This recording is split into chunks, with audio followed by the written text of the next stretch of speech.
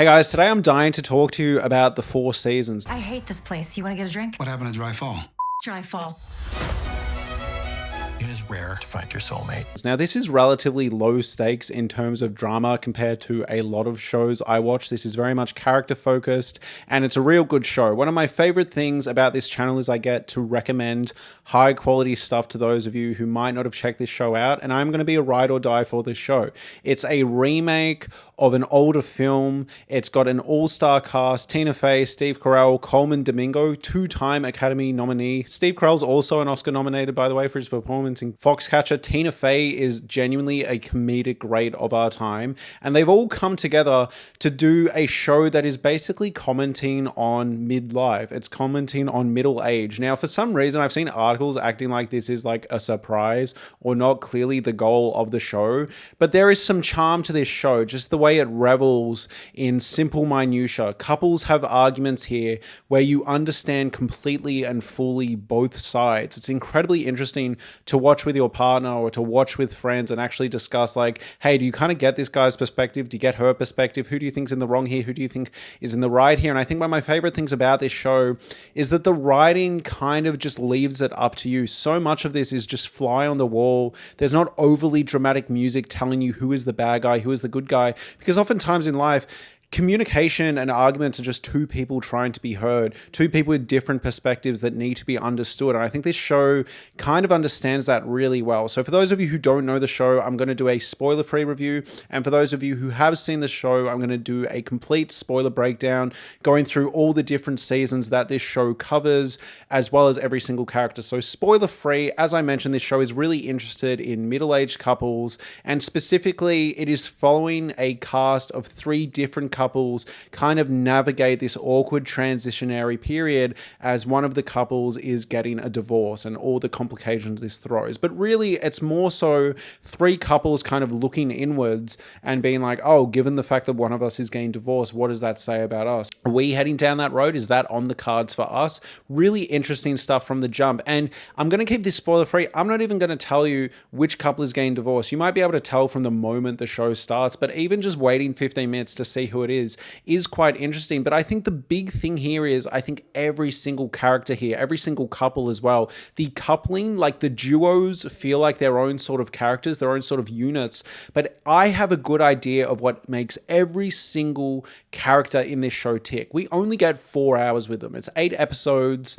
It's 30 minutes into each. Every 2 episodes is a new season. So you kind of drop off in a season of a year, hang out with them for 2 episodes, and then it cuts to the next season and it's another 2 episodes. And by seasons, I mean winter, summer, spring, autumn / fall. You get what I mean? So it's really well done. It drops you in. You basically get an episode's worth of material and it drops you back in the future, and you need to do a bit of detective work to figure out what's happened in between, but not in a way that feels lazy or convoluted, in a way that's really, really satisfying. There is a great reveal between the transition from the first season, which I believe was spring, to summer, that is kind of like groundbreaking. On top of that, this show is really, really funny in a really grounded way. Instead of these broad American Seth Rogen comedies where everyone's sitting there going, oh my God, it's crazy, this show is instead interested in really grounded character drama and also character comedy.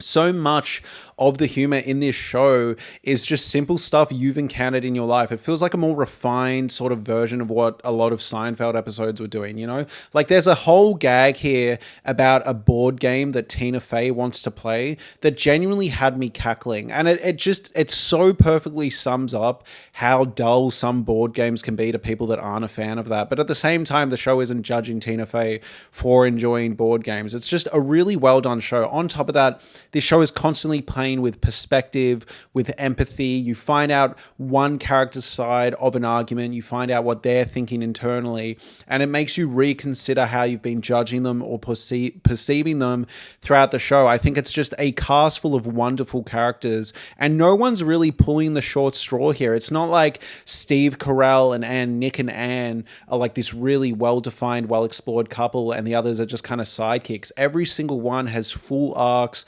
full character beats. They all get their moments to get laughs and also to have really dramatic moments. There was not one moment in this show where I thought it was like fumbling the bag or betraying its audience or betraying its characters. I think even some characters that are introduced that are meant to be antagonistic or oppositional forces are still wonderful to behold and have full character arcs. If you've seen the show, you probably know who I'm talking about, but I'm talking about Ginny. But it's just excellent. I think it's a really good show. That's my spoiler-free review. Go check it out. It's funny, it's sad, it's really well done, and it's an easy watch. You can watch it in like 4 hours or less. Now, let's get into a spoiler discussion. So, I'm tempted to structure this spoiler discussion by going through each couple, but at the same time, I feel like this show is demanding that we talk about the show in its seasons. There's such a clearly well-defined structure here.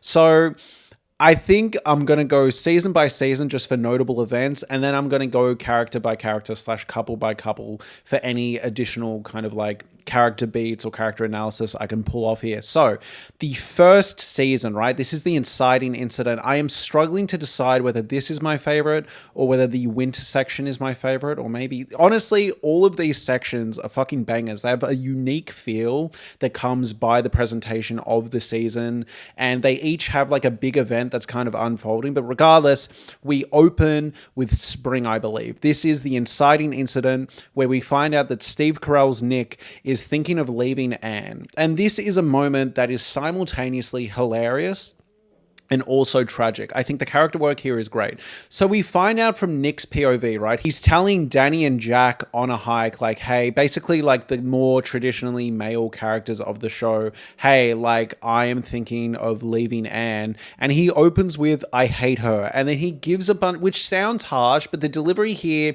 is something a bit more tragic. I know it's probably easy for a lot of people to hate Nick from the jump, but this guy sounds like he's in pain and he's suffering. And when you hear what he's suffering from, it does have this dark comic edge where he almost seems like a bit of an asshole to struggle with these things, but I actually think it's something really, really human. All right, so Nick basically lays out that his struggles with Anne are sort of this idea that she's not really striving for anything anymore.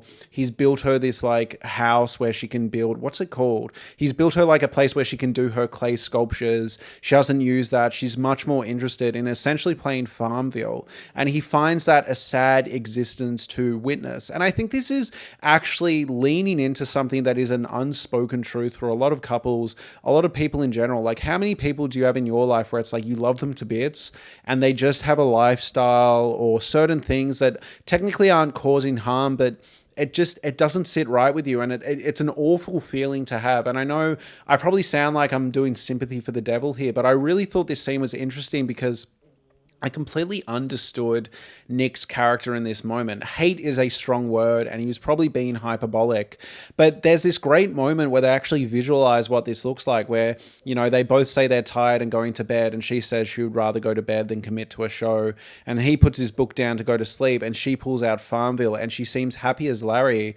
And it's this interesting moment where Steve Carell isn't looking at her with resentment or hatred. It's almost this like sadness. There's this sad feeling here where it's just like, I really care about you and I love you, but I don't know if I'm ready for this life yet. I don't know if I'm ready to sit here and kind of just watch you play Farmville, you know? And you see throughout the episode, they're setting up, after we have that discussion, they're setting up with Anne all these little micro moments where essentially she acts a bit older than maybe she is, or at least the rest of the group feel. And Nick sees this as a personal slight / just a haunting reminder of the fact of his impending kind of aging process that he wants to run away from.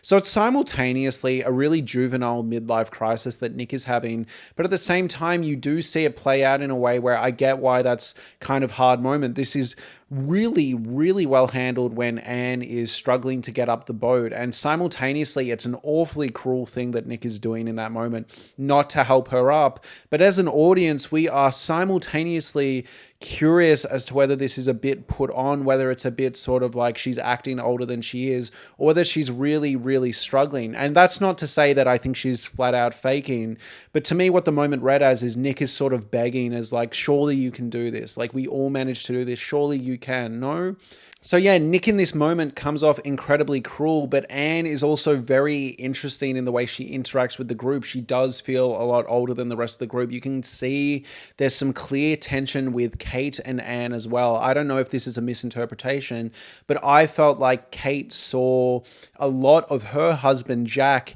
in Anne a bit, the way Anne is a bit scatterbrained and struggles to stay locked into conversations sometimes, and Kate is very rigid and really likes almost like clinical precision in the way she sort of has conversations. And I felt like the way Kate was communicating with Anne feels like a product of sort of the way she communicates with her husband, but we'll get to that when we get to Kate and Jack. But really interesting stuff. Now on the flip side, I have a lot of empathy for Anne. What's wrong with wanting to chill and play Farmville? What's wrong with not wanting to go for walks when your feet are a bit sore? What's wrong with not wanting to jump in the water? You know, I think ultimately Nick and Anne are an interesting example of people that got together and were probably super compatible. And as it went on, Nick's clinging to a version of his life that he still wants to live, and Anne's ready to go full kind of retirement village. I just want to sit and play on my iPad mode.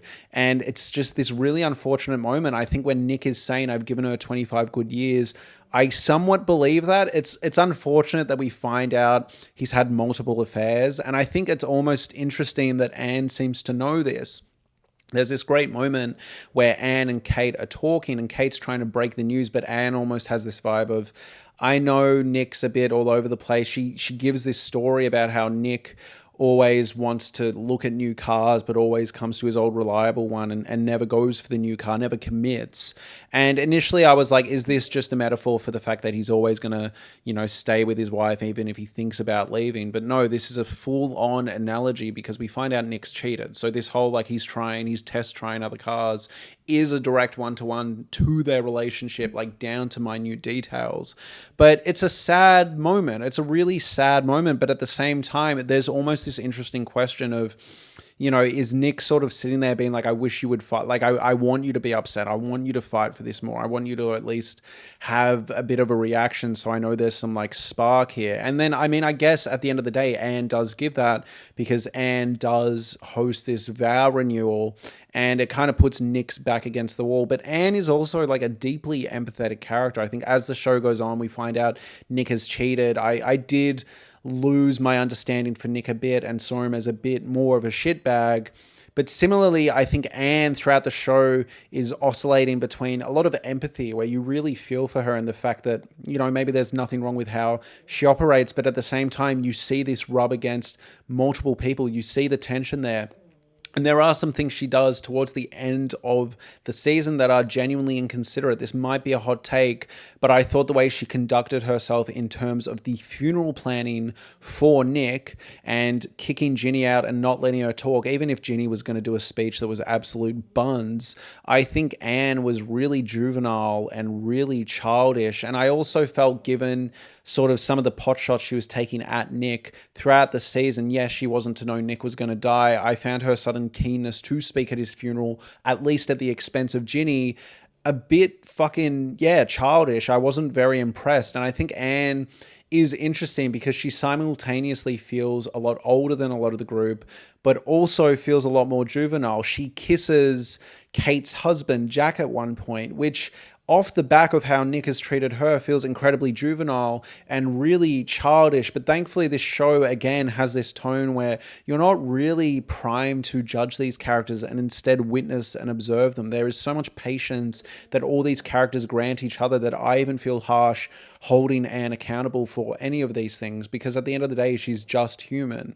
I think it's sad that she tries to have a relationship with this Terry guy, and of course, it seems like he's been bummed by Claude, and, you know, she doesn't get the fulfilling relationship that Nick had with Ginny. It's a really, she's a sad character, but also a character that I understand Nick wasn't compatible with anymore. And simultaneously, I don't think there's probably a lot of things Nick did that Anne didn't like, mainly the fucking cheating and mainly just his general disposition and attitude. But I think they're an incredibly interesting couple, and genuinely shocked that Nick died, by the way. And god damn it, is the writing not excellent in this show, because the moment Nick is in his room And now he has Ginny, who has not only is just younger than him, but obviously has a more youthful energy, is coming up to him being like, let's go out, and you forgot this and you did this, and all of these things feel like personal slights. And you hear her perspective and you understand it in moments, but you have this moment where you're like, oh, Ginny's been a bit harsh. He just wants to chill, and he tried to tell his story and he did his best with the snacks. And you realize that he's in the position that Anne was in with him, and then they go further and he pulls out his iPad to play a game. And it's really well written. It's really, it's well written. And they don't hold your head to it and go, look, he's starting to understand how Anne feels. But it's a rough moment. And again, like, even the writing is so good in this show that even though Ginny in moments in this argument is being completely unreasonable, there are points she's making where you're like, oh, I do kind of get it. And on top of that, the point where I felt like she was being a bit unreasonable because he may have just forgot about the snacks, you find out that is because she's pregnant with Nick's baby. Just... Bro, I now that I'm reflecting on it, I actually think this show is like really, really well done and really well written. But yeah, I did think Anne was a little unfair. I guess we are structuring it by couples now, clearly. So I've completely jumped the shark with that. I am so sorry. So we will go by couples. But yes, Nick and Anne, I think, are just really well done throughout the seasons. I think when Nick starts dating Ginny, there is this really interesting stuff where simultaneously it does feel like he can keep up for a lot of it. But you do get a sense that he's being performative. There's this argument that Kate and Nick have where Kate says, can you stop saying everything's lit? Can you stop acting like a Gen Z millennial just to act like yourself? This is so strange. He's like, no, this is the new me. And we see that it isn't with this whole Farmville scene at the end. But I think this show is just really, really well done. I love kind of this interaction he has that's really telling, where Ginny actually comes up to him in like the first episode she's introduced, where she says, hey, like, are you sure the group actually wants to do all these insane activities? Initially we're positioned, to really not be a fan of Ginny and be like, you're kind of hurting the dynamic. What are you doing here? Why are you dragging them to all this stuff? But no, we then find out in this scene that she is actually relatively self-aware and is like, are you sure your friends want to be doing this? They seem tired. And Nick's like, nah, they 100% want to do this. 100%. Like, let's do it. Come on. They want to do it. For sure. They want to do it. And it's like, at that point, it's not really on Ginny, it's on Nick for overextending his friendship group. She actually seems relatively self-aware, but I thought the ending was just so tragic. He gets out of bed and goes and does his darndest and gets the right snacks, and he's asking people like, oh, can you is this the right snack? Is this gluten-free and vegan? And then he has a callback joke to, oh, is it Clyde? Or something, you're such a whatever, right? He calls out this guy in front of him for being competitive, which was an inside joke that the younger characters had. And then he dies on the way home. And I also like how this was handled. It's not this like overbearing, horrific death scene. It's kind of how death happens, people are just like, oh, they were there and now they're gone. Overall, really well handled with Nick and Anne. And I think Anne is a truly tragic, funny character. I think a lot of people are going to kind of see themselves in. I think she's a really multi-dimensional character that kind of wants to do her own thing. But at the same time, she's very youthful in certain ways and a very old soul in other ways. It's just, again, very good characterization. Hi guys, just a brief interruption. If you're enjoying this video, please consider gaining a membership to this channel. Currently, for all tier members, you get access to a podcast where I talk about every single show and movie I've watched in a given month. You also get weekly member content, which is voted for by members, whether it be a show we're covering once a week or a movie that is voted by you guys. On top of that, top tier members also get to vote on what will be a main channel video. So once a month, the top tier members get everything else. On top of that, they also get to vote on a once a month member voted video for the main channel. Now we get to Jack and Kate. Truthfully, maybe I found to be actually no, they're all very interesting couples, but Jack and Kate are also super, super compelling characters. Actually, before I move to Jack and Kate, one of my favorite comedic set pieces is the play that Nick and Anne's child puts on. Hysterical. First off, like the opening line being like, this is the story of my dad running off with that stupid bitch. And then the next line being like, sorry, sweetie, the dick wants what the dick wants. And then this like weird overtly like feminist round table conversation they're having that makes literally no sense to the audience is such a good visualization of how strange some theater productions can be. And then the end as well, where you're just like, what the fuck did I just watch? Hysterical set piece. Fantastic set piece. So next, yeah, back onto Jack and Kate. So Jack and Kate feel like the couple that is most frazzled by what has happened with Nick and Anne. They seem to kind of get themselves in a bit of a tizzy. Kate seems very concerned that Nick is going to repeat this behavior and is consistently looking for signs that Nick is going to repeat this behavior. And simultaneously, Nick is also frazzled. I mean, Nick and Anne share a kiss towards the end of the season. So they're thrown in an absolute tizzy. I do think there is some commonality between Nick and Kate. Yep, Nick and Kate, Steve Carell and Tina Fey. I think they have a similar energy where they're very kind of like to the point, want to have fun on their terms and have everything be efficient. More so Kate, but they both have this more kind of like, I don't know. I think they find their partners, like they find Anne, Nick finds Anne, and Kate finds Jack rather kind of frustrating in how slow they are to the chase, how complicated things need to be, how much they lack in sort of like drive at times. And I think Kate does kind of have more understanding for Nick. This is shown in the opening where Kate's talking. I mean, to be fair, they disagree about the soulmate thing, but there is a conversation where Kate is saying like she gets the perspective of Nick and she wants to treat it like an experience, and that kind of ruffles Jack's feathers. And similarly, yeah, I just think it's a really well done parallel. You can tell also that, yeah, there is a tension. Kate does kind of struggle to communicate with Anne on multiple occasions. If anything, it feels like Nick should have been breaking the news to Kate and Danny, and instead Jack feels like he should have stayed home with the gals.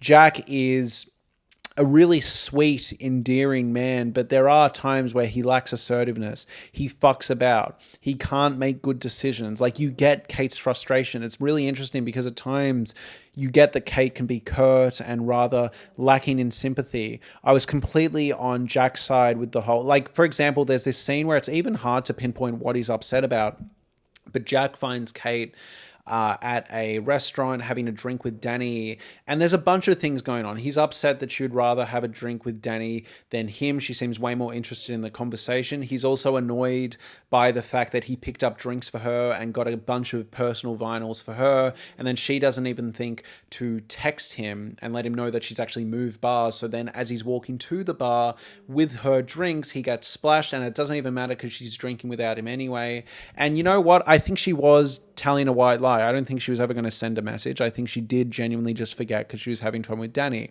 And he brings that up, and it's a great moment of writing because they don't spell it out.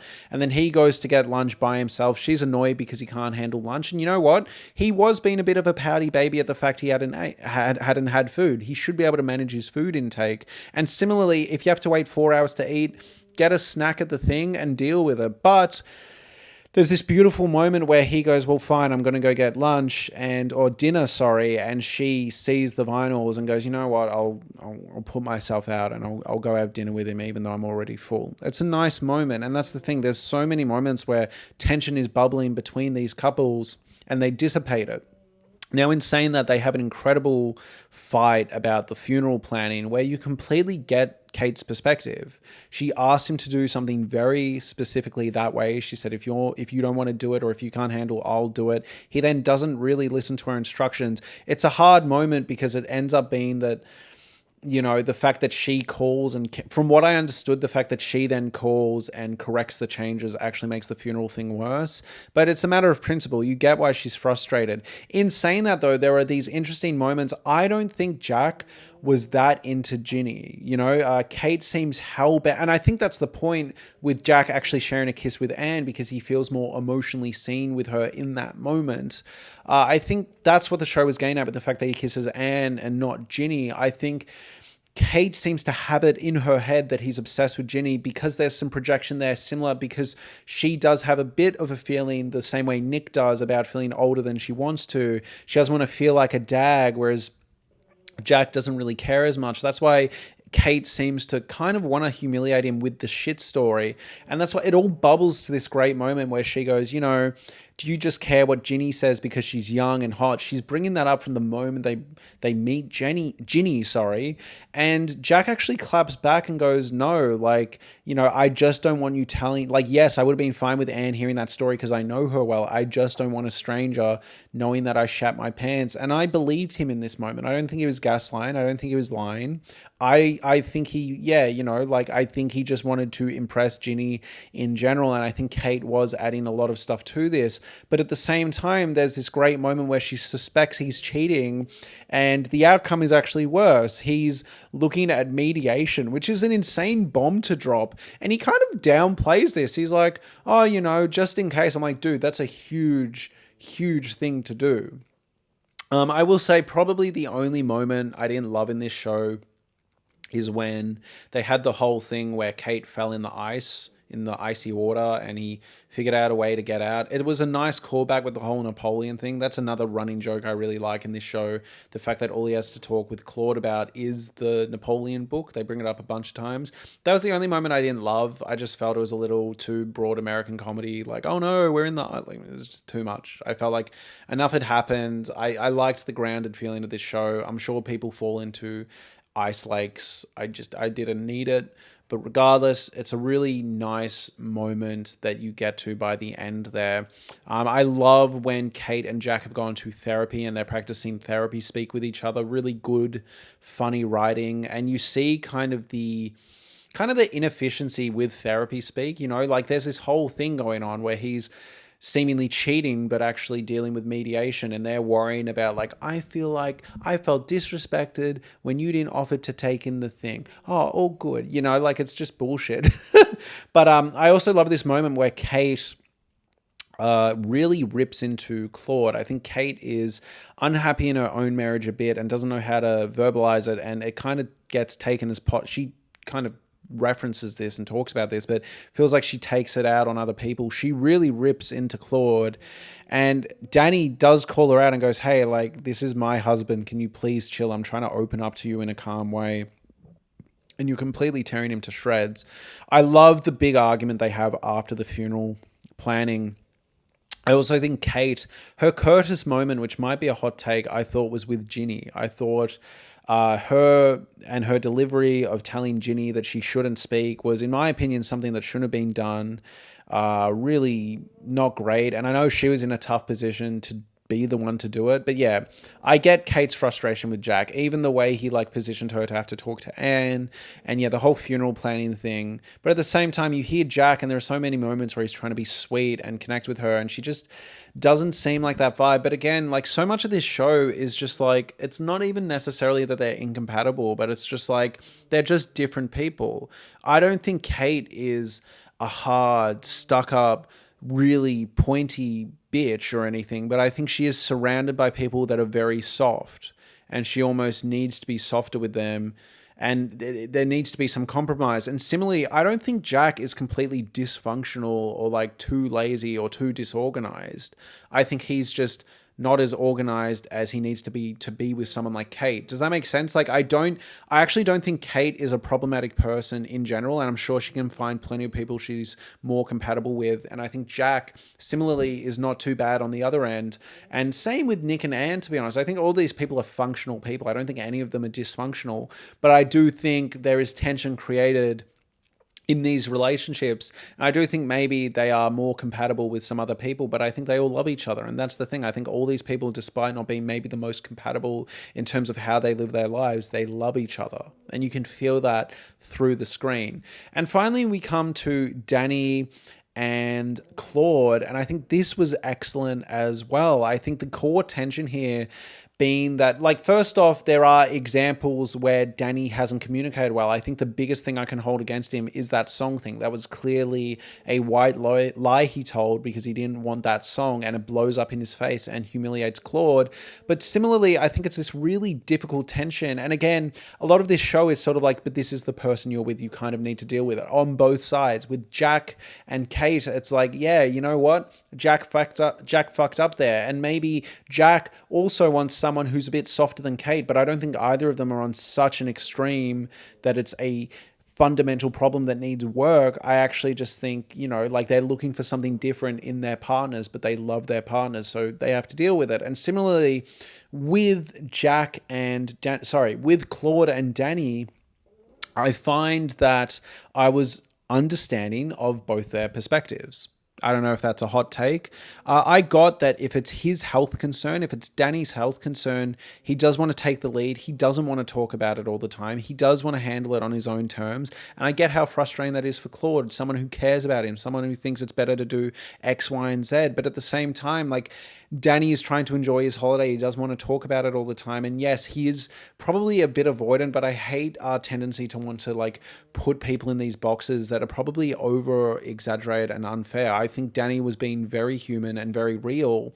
And I think this culminates in a break. And I do think when Danny goes, I reject the narrative that I lie to you to get what I want. Sometimes I just need time. I think that sums up Danny's disposition perfectly. Yes, it's really not a good look that Danny does kind of lie about the importance of him going on these projects, but he needs time. And sometimes, like, it's hard to tell people, hey, I love you, but I can't be around you all the time, or at this level of intent. Like, how do you say that to someone? It's not particularly easy. Like, look at how, you know, Claude reacts with throwing the clothes out of the bedroom. But at the same time, he might only be reacting that way because Danny has been filtering these white lies and these delays. It's a great sort of tension they explore here. You know, I did think Claude was being OTT. I also like that some stuff wasn't spelled out. There's this moment where Claude can't log into Danny's like health portal. And to me, it felt like it was communicating that Danny probably changed the password on his own accord because he just needed a break from Claude micromanaging it all. Who knows? They never spell it out, I think. But it's a really good moment. But I do think Claude can be intense, and I think Danny can be overly dismissive. But there's this beautiful moment where Danny's like, hey, you say you want me to feel things, but no, you want me to feel happy. You want me to feel positive all the time. And I can't do that all the time. Sometimes I need to be sad. I don't want to think about our friend being a butterfly. I want to be sad. And it kind of shuts Claude up for a moment. It's a sad moment. You feel bad for Claude because, like, what's the harm in being an optimist? But at the same time, you hear the harm in being an optimist. It's breaking Danny's spirit. It's a great moment. And even that moment where seemingly Claude got Danny a healthier drink or something, made the people take it back because there was too much butter, something like that. You kind of feel bad for Danny, but at the same time, Claude is doing his best. I think it's a really just well-written show that I can get this into the weeds with these characters. Yeah, really good. So there were moments where I thought Claude was OTT, but truthfully, never did anything wrong. His intentions were always good, maybe just needed a chill pill. But yeah, Danny did have moments where it wasn't just buying himself time. There were some white lies. Was it to get what he wants, or was it to buy himself time? I lean more towards buying more time. But there's that beautiful moment where he sees the butterfly painting and just sees his husband for who he is. And it's a nice moment. And I appreciate also that the gay couple here was treated as important as the other couples, with as much depth and as much validity. And this is one of the most refreshing dynamics I've seen in a show in quite some time. I thought it was really captivating and really earnest and really beautiful. And I even the way they displayed their open relationship, at least open sexuality relationship, was really good. There's this great laugh where they start having a tiff because there's some cigarettes in Danny's bag. And Claude starts crying and getting in a fight with him. And the person that's in the open relationship threesome with them goes like, all right, I was here for the open part, not the marriage part. And both of them like basically roast him for coming up with a hacky sort of bazinga joke. And like, okay, very good. It's a good moment. And it shows that they're still compatible even in the heat of the moment. And finally, let's talk about Ginny. Because I have a hot take about Ginny. I know what she represents is bad. From what I understand, what we're told, Nick did have affairs. I don't think the affair was with Ginny, but at the same time, Kate does mention the timeline is suspicious. Regardless, I liked Ginny. Yes, she did overextend them, but I thought, truthfully, in that situation, Nick was actually in the wrong for not speaking up for the group and being like, oh, actually, I think we need to wind down. I do think she was a bit harsh with the fight with Nick at the end, but also she's Pragargan. And, she probably has a lot going on. And there were some valid points she makes. And you know what? Were the photos a little OTT and a little much? Yeah, sure. Maybe some of the like she was lacking some self-awareness and some of them could have been cut. However, I think she had every right to speak. I think if we're going to go with the idea that Anne, someone Nick said he hates and wanted to leave, and yes, I know there was heat at the moment, and yes, they have 25 years together. If we think it's valid for Anne to speak, and I think it's valid for Anne to speak, I do also think maybe Ginny got a little speech. And I think the fact that the whole group was like, oh, well, Anne doesn't want Ginny speaking. Like, we're not going to get Ginny. I thought that was whack. I thought that was really whack. Nick clearly loved Ginny to bits, loved what she represented, wanted her to be his girlfriend. And whether we agree with it morally or not, I think it's really fucked up after he's died that the whole group's just like, fuck that. No, like, I don't care if you don't like her.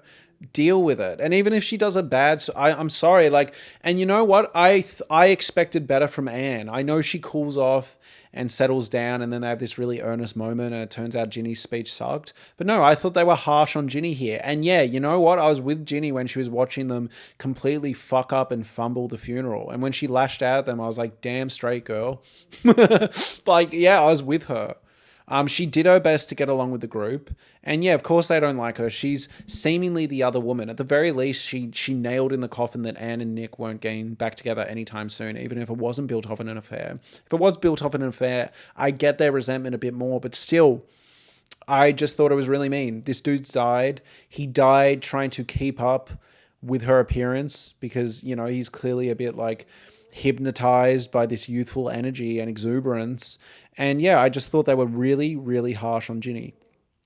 I thought they were really harsh on Ginny, and I'm glad she got a moment. And it seems like the ending of this season, being that she's Pragargan, is implying, one, there'll be a season 2, which I would love because I could spend so much more time with these characters. I will miss Steve Carell. I thought he was excellent. Excellent performances across the board. But I think what they set up here, that she's almost going to be by kind of osmosis, by force, the fact that she's having Nick's child, she's going to have to kind of be a bigger part of this group moving forward, is simultaneously beautiful and works as this tragic comic punchline that this person they didn't really want to integrate into their group is being integrated into their group. It's really well done. Anyways, thank you so much for watching. Those are all my thoughts on the 4 seasons. I hope I didn't say too many hot takes here. I'm sure there's some stuff I've forgotten to mention. I wasn't really taking notes throughout this because I was just enjoying it so much. I thought it was a really beautiful, lovely show. Yeah, thank you so much for watching and have a lovely day. Please subscribe, like, and comment.